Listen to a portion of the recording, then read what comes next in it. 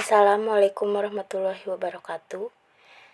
Perkenalkan, nama saya Sinta Dewi Parida dengan NPM 10121657, kelas C14.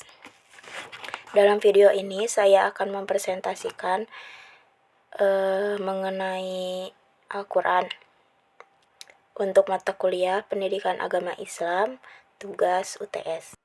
Yang pertama ada materi 1. Definisi Al-Quran, 2. Nama-nama Al-Quran, 3. Konsekuensi iman kepada Al-Quran, 4. Bahaya melupakan Al-Quran, 5. Syarat mendapat manfaat Al-Quran, lalu yang keenam, syarat mengambil manfaat dari Al-Quran.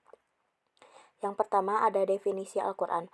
Al-Quran merupakan sumber ajaran Islam yang pertama dan yang paling utama menurut kepercayaan umat Islam dan diakui kebenarannya. Al-Quran merupakan kitab suci yang di dalamnya terdapat firman wahyu Allah yang disampaikan oleh malaikat Jibril kepada Nabi Muhammad sebagai Rasul Allah secara berangsur-angsur yang bertujuan menjadi petunjuk bagi umat Islam dalam hidup dan kehidupannya guna mendapat kesejahteraan di dunia dan juga di akhirat. Sebagai pedoman umat manusia, Al-Quran memiliki fungsi diantaranya Al-Huda, petunjuk, Al-Furqan, pembeda antara yang hak dan yang batil, lalu Al-Burhan, bukti kebenaran, Al-Zikir atau At-Taziro artinya peringatan, Al-Shifa, obat artinya obat penyembuh, Al-Mau'idah artinya nasihat pelajaran, dan Ar-Rahman atau rahmat.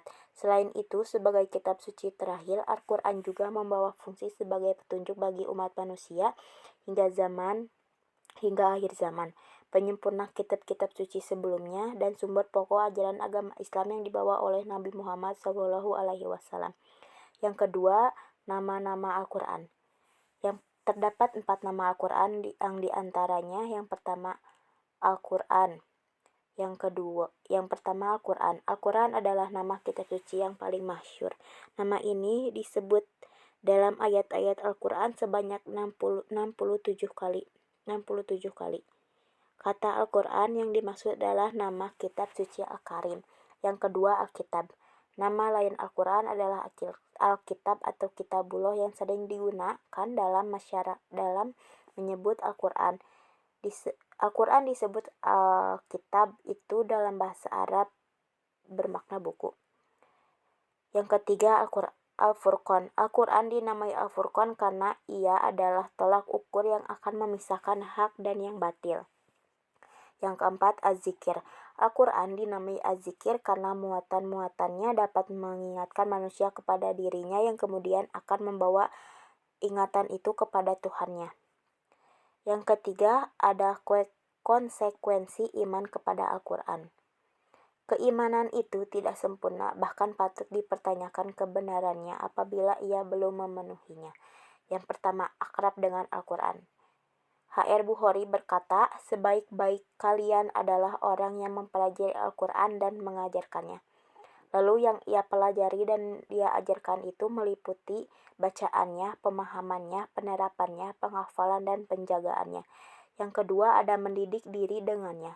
Al-Quran memuat nilai-nilai dan ajaran yang ideal, sementara manusia dan kehidupan di sekitarnya terkadang jauh dari nilai-nilai Al-Quran. Yang ketiga, tunduk menerima hukuman-hukumannya. Yang keempat, mengajak atau menyeru orang kepadanya. Yang kelima, menegakkannya di bumi. Yang keempat, bahaya melupakan Al-Quran. Yang pertama, kesesatan yang nyata, dahalu mubin. Al-Quran adalah petunjuk hidup yang mencerahkan kehidupan manusia.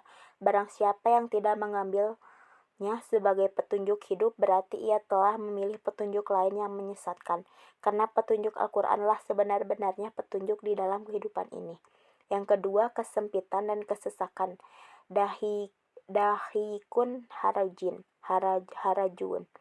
Orang-orang yang tidak mendapatkan petunjuk dari sang pembuat atau pencipta dirinya, maka ia akan merasakan dada yang sempit bak terhimpit seakan-akan naik langit yang hampa. Yang ketiga, kebutaan mata hati, umyul bashiroh, yang menutup mata atau buta terhadap Al-Quran bukan karena matanya yang buta, melainkan karena hatinya lah yang gelap tidak bisa melihat petunjuk Al-Quran. Yang keempat, kekerasan hati, kaswatul qulub. Hati yang lalai dari Al-Quran akan menjadikannya tidak bisa tersentuh Al-Quran. Jika demikian berarti hatinya sudah mengeras, bahkan lebih keras daripada batu sekalipun. Yang kelima, ada syarat mendapatkan manfaat Al-Quran. Imam Ibnu Qayyim RA dalam Al-Fawaid mengatakan bahwa kita akan mendapat manfaat dari Al-Quran apabila terpenuhi hal-hal sebagai berikut. Memberi pengaruh, yaitu Al-Quran itu sendiri. Yang kedua, tempat yang menerimanya, hati kita yang hidup. Dan yang terakhir ada tiada hal yang menghalang. Syarat yang keenam, syarat mengambil manfaat dari Al-Quran.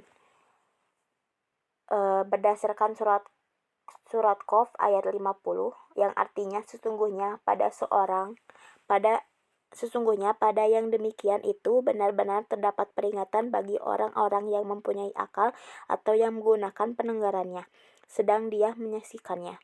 Dari ayat ini beliau mengatakan jika Anda ingin mengambil manfaat dari Al-Quran, maka ada kaidah mulia untuk mewujudkannya, yaitu fokuskanlah dan hadirkanlah segenap hati Anda ketika membacanya. Dan berimajinasilah seakan-akan Anda sedang berbicara langsung dengan Allah Ta'ala. Sekian materi yang dapat saya sampaikan dalam video ini. Mohon maaf banyak kekurangannya. Wassalamualaikum warahmatullahi wabarakatuh.